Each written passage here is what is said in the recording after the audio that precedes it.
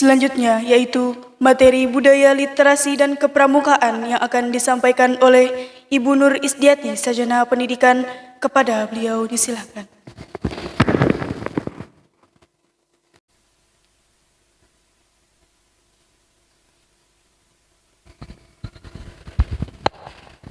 Bismillahirrahmanirrahim. Assalamualaikum warahmatullahi wabarakatuh. Rabbi sholli sadri wa yassirli amri wahlul 'uqdatam min lisani yafqahul qauli. Yang saya hormati dan sama-sama kita hormati Bapak Kepala SMK Rahman, Bapak Ahmad Fahri, Sarjana Sosial Magister Manajemen. Yang saya hormati dan sama-sama kita hormati Bapak Endang Iskandar, Magister of Science. Yang saya hormati dan sama-sama kita hormati Bapak Imam Ghazali selaku Wakil Kesiswaan SMK Rahman. Yang saya hormati dan sama-sama kita hormati Bapak Sumitro, Sarjana Sosial selaku Koordinator PP dan BK serta Panitia MPLS SMK Rahman tahun 2020-2021. Yang saya hormati dan sama-sama kita hormati Bapak Ahmad Muzayyin selaku Kaprodi untuk jurusan Otomatisasi Tata Kelola Perkantoran. Yang saya hormati dan sama-sama kita hormati Bapak Santoso, Sarjana Pendidikan selaku Kepala Bidang Kaprok PAS.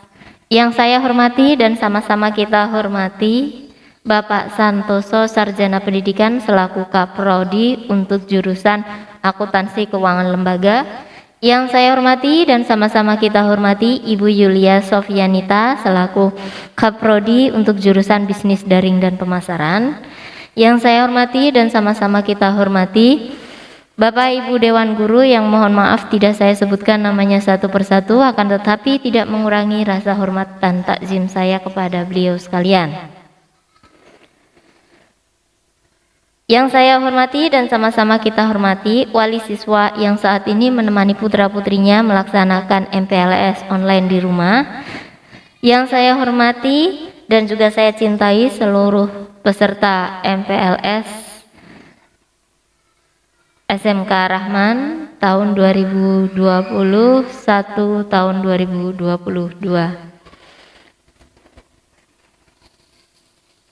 Pertama dan utama, marilah kita panjatkan puji syukur kehadirat Allah Subhanahu wa Ta'ala, sehingga pada kesempatan yang cerah ini kita dapat berkumpul walaupun dalam keterbatasan media melalui media daring yang telah melimpahkan rahmat, berkah, hidayah, inayah serta kesehatan. Semoga senantiasa kita diberikan Pertama-tama dan utama, marilah kita panjatkan syukur alhamdulillah atas segala rahmat, berkah dan inayahnya, sehingga pada kesempatan kali ini kita diberikan kesempatan untuk mengikuti kegiatan MPLS dengan lancar. Selawat serta salam mari kita curahkan kepada baginda alam, Nabi besar, Nabi Agung Muhammad Sallallahu Alaihi Wasallam. Semoga kita menjadi umat yang insya Allah akan mendapatkan syafaat beliau di yaumil akhir. Amin Allahumma amin. Putra-putriku peserta MPLS sekalian, perkenankan saya untuk memperkenalkan diri. Nama saya Nur Isdiati. Dan pada kesempatan kali ini saya akan menyampaikan materi berkaitan dengan literasi dan kepramukaan. Ada beberapa poin yang menjadi garis besar pada presentasi kali ini. Yang pertama, kita awali dengan pengertian budaya literasi. Istilah literasi pada umumnya mengacu pada keterampilan membaca dan menulis. Artinya, Seseorang yang literate adalah orang yang telah menguasai keterampilan membaca dan menulis dalam suatu bahasa. Kemudian, apa sih literasi itu sendiri?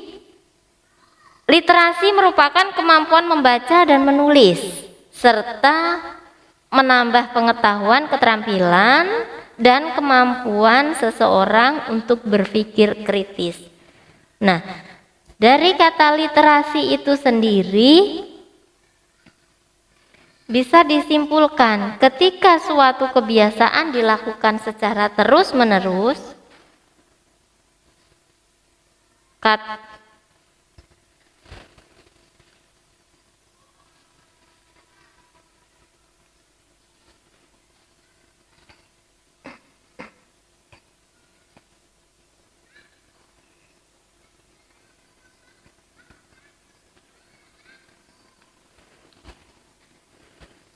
baik, saya lanjutkan. Ada beberapa poin yang perlu saya sampaikan mengenai budaya literasi itu sendiri. Yang pertama adalah pengertian budaya literasi, yang kedua adalah tujuan literasi, yang ketiga apa sih manfaatnya setelah kita mendapatkan atau menambah wawasan kita mengenai literasi. Yang berikutnya adalah jenis-jenis literasi.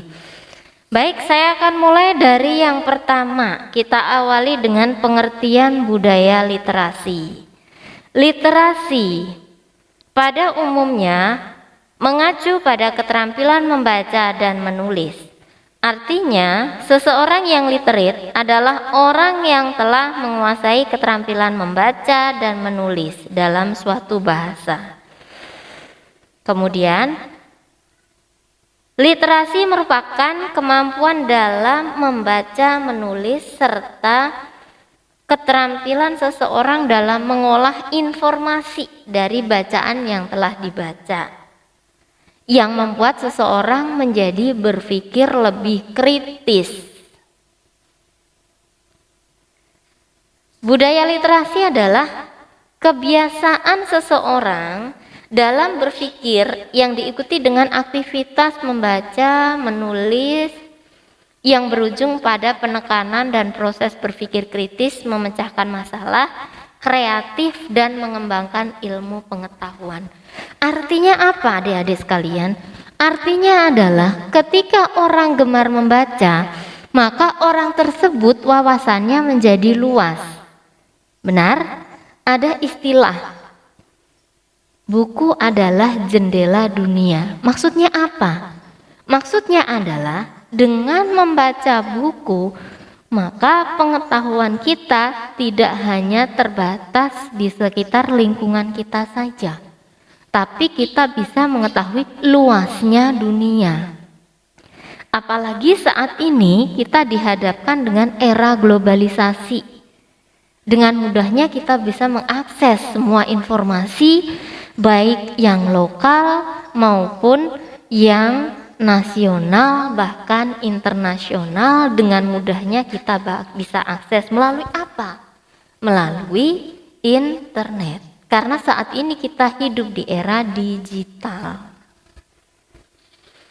Bahkan adik-adikku sekalian, untuk gerakan literasi itu sendiri sudah pernah dicanangkan oleh Bapak Menteri Pendidikan dan Kebudayaan Republik Indonesia pada tahun 2014, yaitu Bapak Anies Baswedan. Tujuannya apa? Tujuannya adalah untuk meningkatkan wawasan membaca siswa yang dilatar belakangi rendahnya minat baca siswa. Maka dari itu, marilah kita berlomba-lomba untuk membaca agar wawasan dan pengetahuan kita semakin bertambah. Baik, jangan lupa dicatat ya untuk materi, siapkan buku tulis dan juga siapkan pulpen untuk mencatat. Kemudian saya lanjutkan pada poin kedua, ada beberapa tujuan pada budaya literasi. Tujuan-tujuan tersebut antara lain, yang pertama adalah membantu meningkatkan pengetahuan masyarakat dengan cara membaca berbagai informasi yang bermanfaat. Sudah pasti. Baik putra-putriku, mari kita lanjutkan. Masih semangat? Semoga masih semangat ya. Jangan lupa untuk mencatat materi. Mohon dipersiapkan buku tulis dan juga pulpennya. Saya lanjutkan, ada beberapa tujuan budaya literasi. Yang pertama tujuannya adalah membantu meningkatkan pengetahuan masyarakat dengan cara membaca berbagai informasi yang bermanfaat. Yang perlu kita garis bawahi adalah informasi yang bermanfaat, yaitu informasi yang sebenarnya, bukan hoax. Apalagi sekarang di era zaman digital, banyak sekali informasi-informasi yang dibuat oleh orang yang kurang bertanggung jawab, yang bisa mendatangkan kecemasan di masyarakat. Jadi kita harus jeli untuk mencerna atau untuk memahami informasi-informasi tersebut. Kemudian yang kedua adalah tujuannya membantu meningkatkan pemahaman seseorang dalam mengambil kesimpulan dari informasi yang dibaca. Setelah kita memperoleh informasi, jangan ditelan mentah-mentah. Kita harus pahami dulu inti atau menyimpulkan kesimpulan yang ada pada informasi tersebut. Yang ketiga, tujuan dalam berbudaya literasi apa sih? Yang ketiga adalah meningkatkan kemampuan seseorang dalam memberikan penilaian kritis terhadap suatu karya tulis. Nah, jika kalian pernah membaca karya tulis, jadi kalian bisa memberikan penilaian secara kritis, menyerap informasi-informasi yang terdapat dalam karya tulis tersebut. Oke, baik. Kemudian tujuan yang kelima adalah meningkatkan nilai kepribadian seseorang melalui kegiatan membaca dan menulis. Seperti halnya ilmu padi ya adik-adik semua. Ketika semakin tua, padi itu semakin merunduk. Kenapa? Sama seperti kalian, jika kalian rajin membaca, banyak ilmu yang diserap, tidak semakin banyak omong, akan tetapi omongan yang dikeluarkan adalah omongan atau pendapat yang berbobot, tidak asal berpendapat. Baik, saya lanjutkan. Kemudian yang keenam adalah menumbuhkan dan mengembangkan budaya literasi di tengah-tengah masyarakat secara luas. Ya, seperti yang kita ketahui bersama saat ini, kemauan membaca seseorang itu sangat rendah sekali. Makanya dengan adanya GLS atau Gerakan Literasi Sekolah, diharapkan semua siswa itu mampu membaca secara kritis, memahami informasi-informasi, dan juga mampu meningkatkan wawasan.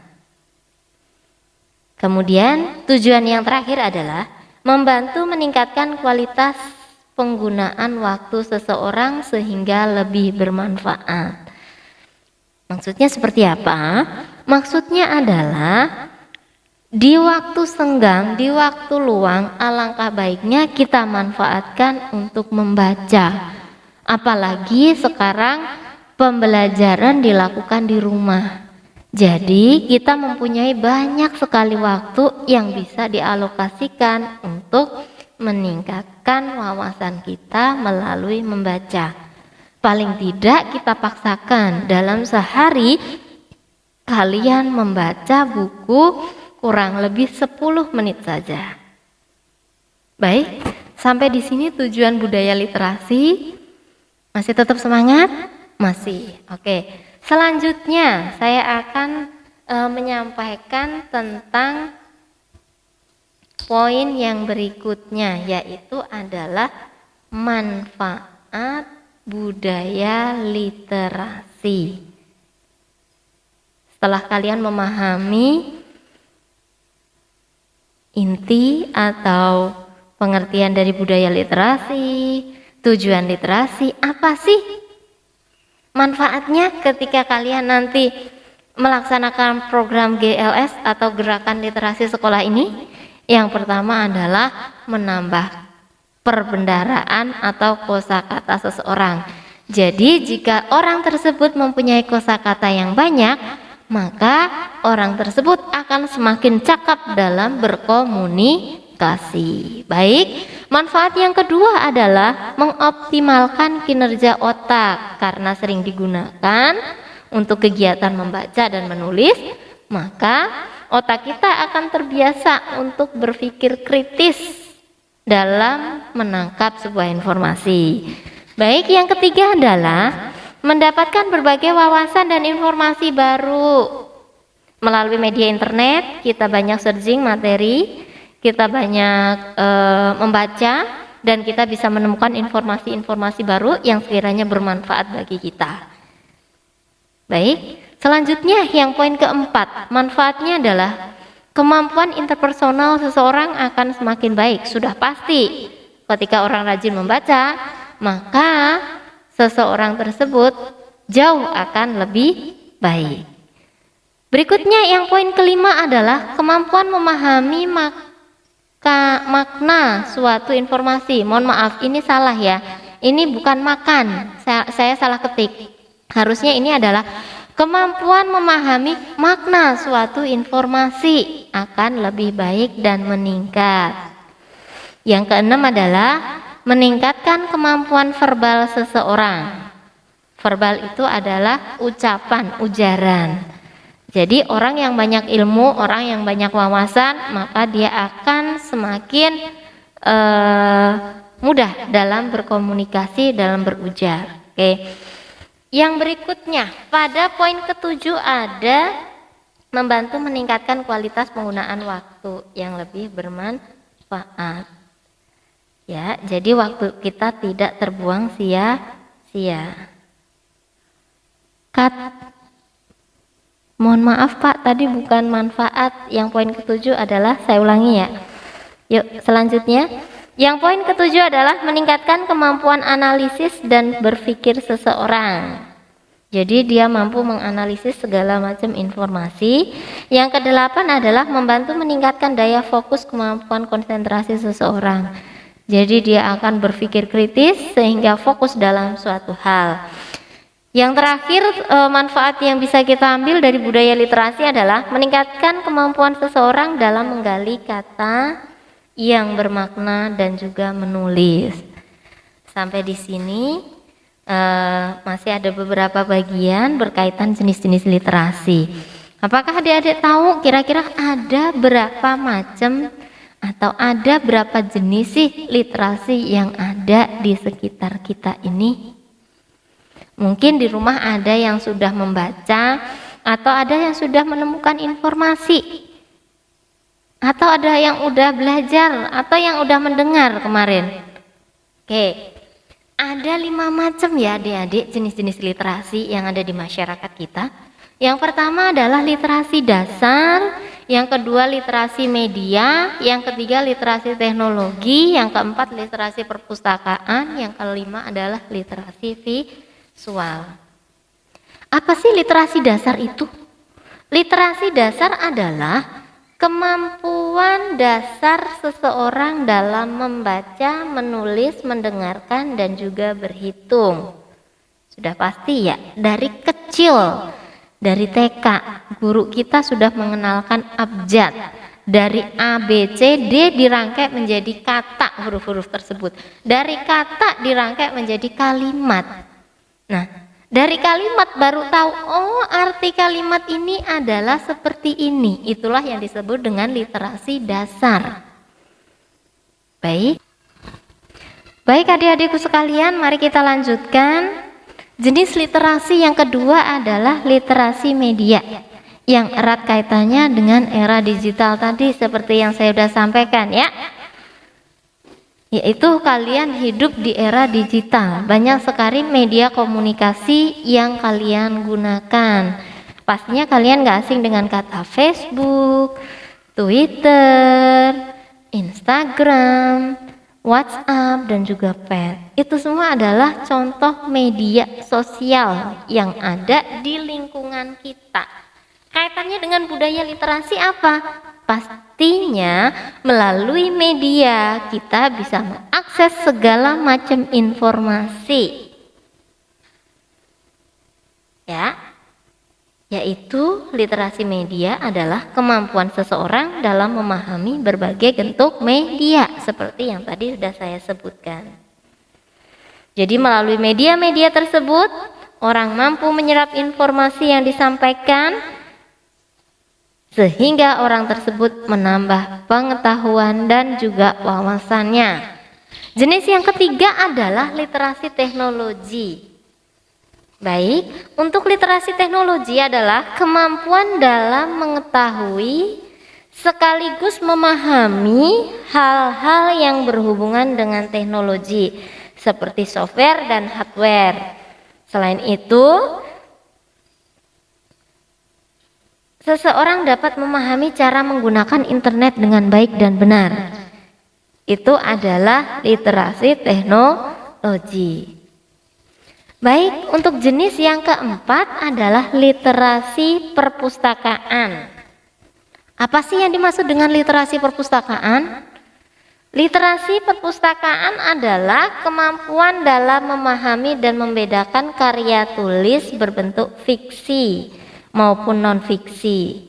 Kemampuan memahami katalog, indeks, buku, baik fiksi maupun fiksi, sehingga kita memperoleh informasi dari karya-karya tulis dan juga karya ilmiah.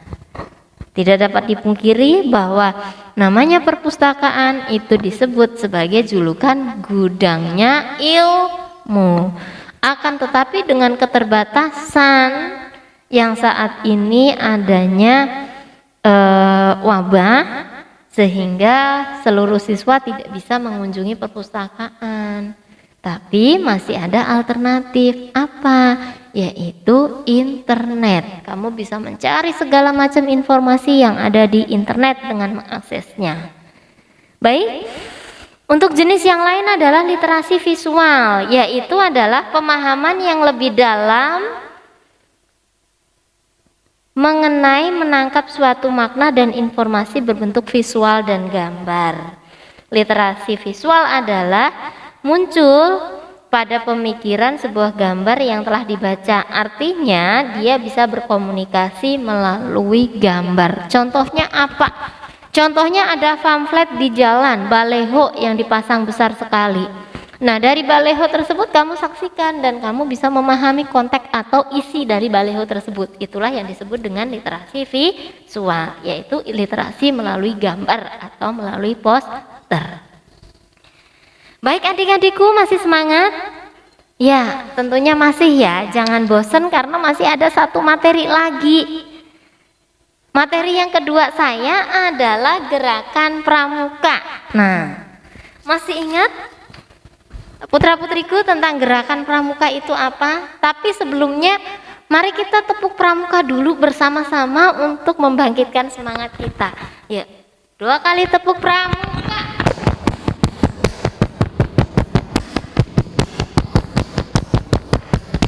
Salam pramuka. Salam. Masih ada yang ingat? Iya, tentunya. Pramuka ini adalah suatu organisasi wajib yang dicanangkan oleh pemerintah dan masuk dalam kurikulum. Untuk apa sih tujuannya? Bagaimana sejarahnya tentang pramuka? Siapa sih Bapak Pandu Dunia? Oke, marilah kita mulai dulu dari sejarahnya dulu ya. Jadi gerakan pramuka diawali dari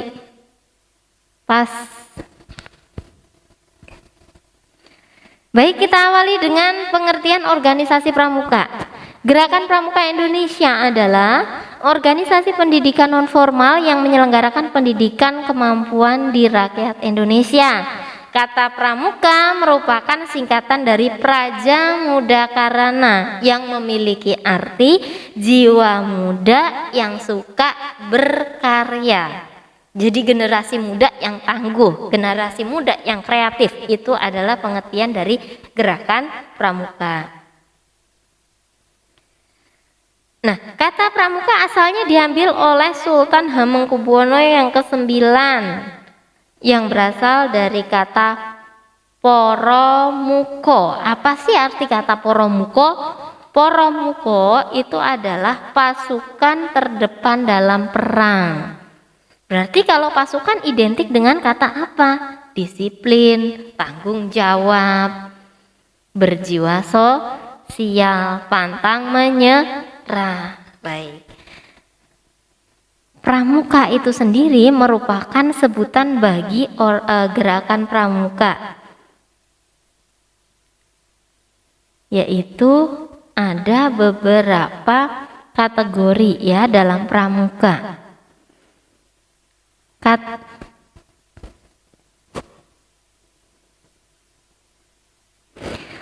Baik, kepramukaan adalah proses pendidikan di luar lingkungan sekolah atau yang kita sebut dengan ekstrakurikuler. Di luar lingkungan keluarga dalam bentuk kegiatan menarik, menyenangkan, sehat, teratur, terarah, praktis yang dilakukan di alam terbuka. Dengan prinsip dasar kepramukaan dan metode kepramukaan yang sasaran akhirnya membentuk watak, akhlak, budi pekerti luhur. Kepramukaan adalah sistem pendidikan yang disesuaikan dengan keadaan, kepentingan, dan perkembangan masyarakat Indonesia. Gerakan pramuka dipimpin oleh Kuartir Nasional yang saat ini dijabat oleh Komisaris Jenderal Polisi Purnawirawan Budi Waseso. Baik, apa sih kira-kira setelah kalian memahami tujuan pramuka tadi? Ada yang tahu kira-kira tujuannya apa? Ya, tujuan yang pertama adalah membentuk setiap anggota pramuka itu memiliki jiwa kepribadian yang beriman, bertakwa, berakhlak mulia, berjiwa politik, taat hukum, disiplin, menjunjung tinggi nilai-nilai luhur bangsa, berkecakapan hidup, sehat jasmani dan juga rohani. Itu adalah tujuan yang pertama. Baik, sekarang kita masuk ke tujuan yang kedua dari gerakan pramuka itu sendiri. Kira-kira apa? Oke, yaitu adalah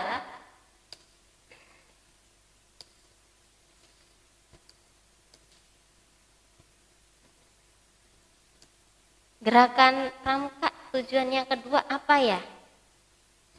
Tujuan yang kedua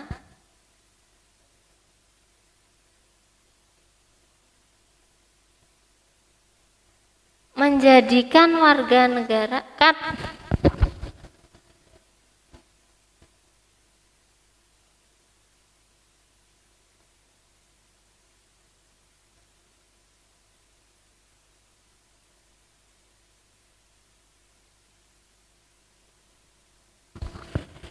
Baik, ini adalah bagian materi kedua, yaitu kepramukaan. Diawali dari pengertian dulu. Kepramukaan adalah proses pendidikan di luar lingkungan sekolah dan di luar lingkungan keluarga, dalam bentuk kegiatan menarik, menyenangkan, sehat, teratur, terarah, praktis, yang dilakukan di alam terbuka dengan prinsip dasar kepramukaan dan metode kepramukaan yang sasaran akhirnya adalah membentuk watak dan juga budi pekerti yang luhur. Oke, kemudian kira-kira apa tujuan dari gerakan pramuka? Ada 2 tujuan yang dicanangkan oleh pemerintah, yaitu yang pertama memiliki kepribadian yang beriman, bertakwa, berakhlak mulia, berjiwa patriotik, taat hukum, disiplin, menjunjung tinggi nilai-nilai luhur bangsa, berkecakapan hidup, sehat. Baik putra-putriku, saya lanjutkan untuk poin yang berikutnya adalah tujuan gerakan pramuka. Apa sih tujuan gerakan pramuka itu? Ada 2 tujuan gerakan pramuka. Yang pertama adalah memiliki kepribadian yang beriman, bertakwa, berakhlak mulia, berjiwa patriotik, taat hukum, disiplin, menjunjung tinggi nilai-nilai luhur bangsa, berkecakapan hidup, sehat jasmani dan juga rohani. Itu adalah tujuan gerakan pramuka yang pertama. Kemudian yang kedua adalah menjadi warga negara yang berjiwa Pancasila, setia dan taat kepada NKRI, serta menjadi anggota masyarakat yang baik dan berguna, yang dapat membangun dirinya sendiri secara mandiri serta bersama-sama bertanggung jawab atas pembangunan bangsa dan negara, memiliki kepedulian terhadap sesama hidup dan lingkungan sosial. Ya, udah bisa dipahami ya. Maka gerakan-gerakan pramuka itu biasanya sering mengadakan kegiatan-kegiatan sosial guna untuk membantu sesama manusia. Karena apa? Karena kembali lagi ke tujuannya tadi adalah mencetak manusia-manusia yang disiplin, tanggung jawab dan juga mempunyai jiwa sosial yang tinggi. Kemudian yang berikutnya adalah prinsip-prinsip dasar yang ada pada gerakan pramuka. Apa kira-kira prinsip dasarnya? Prinsip dasar yang pertama adalah iman dan takwa kepada Tuhan yang Maha Esa. Sudah pasti ya, seseorang yang bergabung dalam gerakan pramuka diharapkan menunjukkan sikap iman dan takwa. Kemudian yang kedua adalah peduli terhadap bangsa dan tanah air, sesama hidup dan juga alam seisinya, yaitu peduli terhadap lingkungan sekitar kita. Dan yang ketiga adalah peduli terhadap dirinya pribadi. Maksudnya apa? Maksudnya setiap pramuka itu atau orang anggota pramuka diharapkan dia bisa bertanggung jawab kepada dirinya, tidak menyakiti dirinya sendiri, tidak merusak dirinya sendiri. Dengan cara apa? Misalkan perbuatan yang tidak patut dicontoh adalah mentato dirinya, berarti dia itu tidak bertanggung jawab pada dirinya karena dia itu tidak mensyukuri nikmat Tuhan. Dan berikutnya yang keempat adalah taat pada kode kehormatan pramuka. Baik, itu mengenai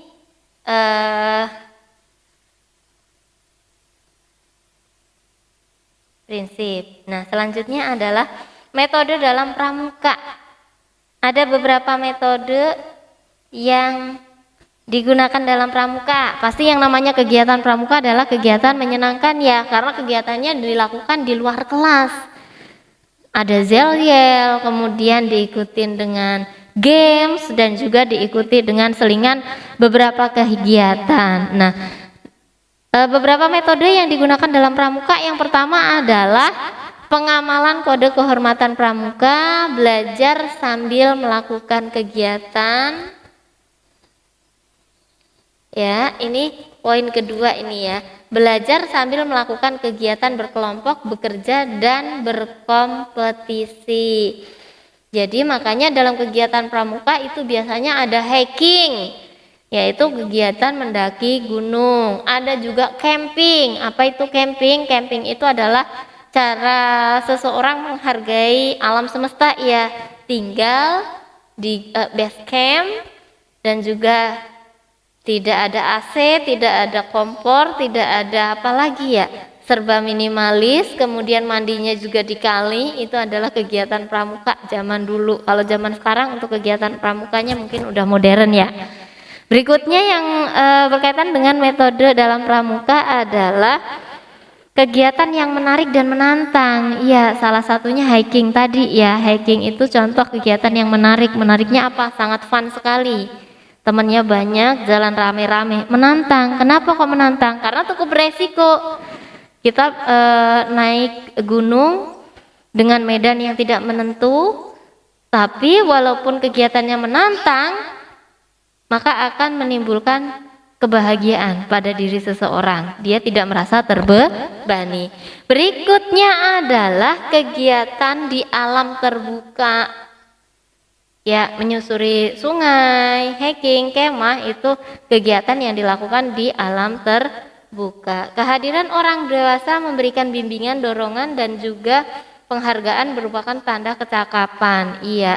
Jadi ketika ada kegiatan di luar, pastinya ada pembimbingnya, ada orang yang nengahin, ada orang yang dituakan sehingga kegiatan-kegiatan tersebut dapat berjalan dengan lancar dan juga resiko dapat diminimalisir.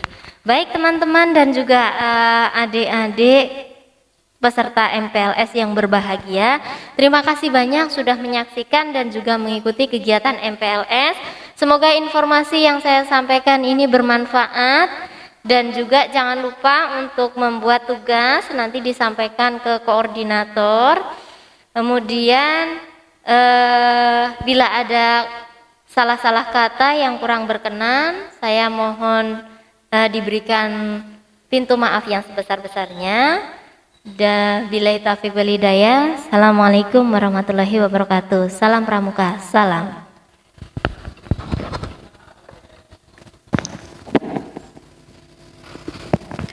Terima kasih kepada Ibu Nur Isdiati, Sarjana Pendidikan. Semoga apa yang beliau sampaikan dapat bermanfaat dalam kehidupan kita.